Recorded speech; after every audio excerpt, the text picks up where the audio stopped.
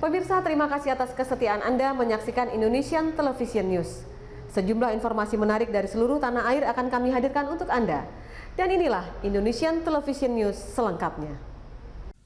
Ketua PWI Pusat, Atal S. Depari, dalam pidatonya pada acara puncak peringatan HPN di hadapan Presiden, Menteri Kabinet, Ketua DPR RI, Ketua Dewan Pers, dan seluruh pejabat tinggi negara lainnya yang disaksikan secara virtual oleh pengurus dan anggota PWI cabang dan perwakilan di seluruh Indonesia, memprediksikan selama beberapa bulan ke depan, industri pers di Indonesia akan semakin terpuruk jika pemerintah tidak segera melakukan kebijakan terhadap industri pers.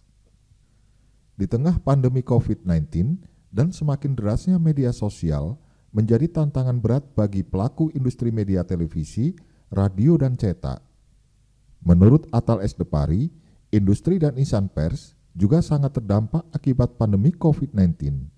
Untuk itu, Atal meminta kepada Presiden agar memberikan perhatian kepada perusahaan media. Sudah saatnya pemerintah melakukan kebijakan yang berkeadilan agar industri pers di tanah air bisa kembali bangkit dari keterpurukan akibat situasi pandemi COVID-19 dengan memberikan insentif ekonomi. Insentif ekonomi tersebut sangat diperlukan oleh para pelaku industri media untuk memastikan mereka tetap bisa bertahan di tengah situasi sulit akibat pandemi. Atal menambahkan, akibat pandemi, tidak sedikit industri media yang terpaksa melakukan PHK dan tak sedikit juga yang sudah gulung tikar. Sementara dalam pidatonya, Presiden Joko Widodo menegaskan, pemerintah telah melakukan berbagai langkah nyata agar industri pers di tanah air tetap dapat melaksanakan fungsinya sebagai mitra pemerintah. Presiden berharap insan pers di tanah air mampu menjadi motivator bangkitnya ekonomi masyarakat di tengah pandemi COVID-19.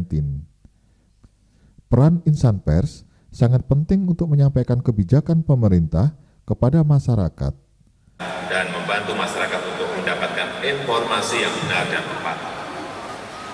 Bapak Ibu hadirin yang saya hormati, saya menyadari insan pers juga menghadapi masa-masa sulit di era pandemi COVID sekarang ini. Kita semua tahu permasalahan kesehatan dan ekonomi membebani semua negara, termasuk negara kita di Indonesia. Agus Hardono, Indonesian Television News. Pemirsa, berita tadi sekaligus mengakhiri perjumpaan kita dalam Indonesian Television News edisi hari ini.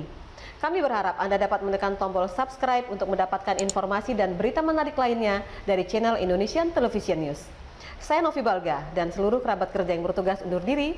Sampai jumpa dan salam Indonesia.